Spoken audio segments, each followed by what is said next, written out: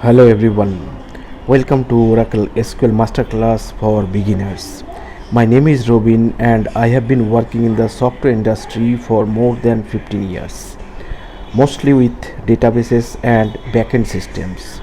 If you have ever wanted to understand how data is stored, managed and retrieved in applications, this course is the perfect place to start.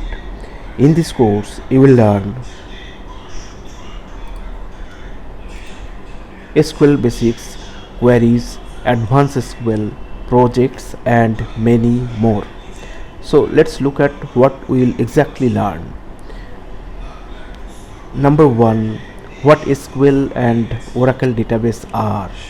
Number 2, how to write powerful SQL queries. Number 3, how to manage real world data.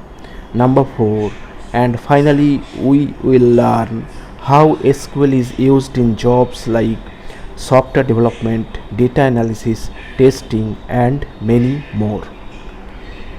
By the end of this course, you will able to understand and able to do create your own database. Number 2, write and optimize SQL queries.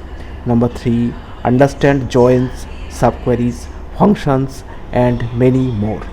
And even you can build a real world project.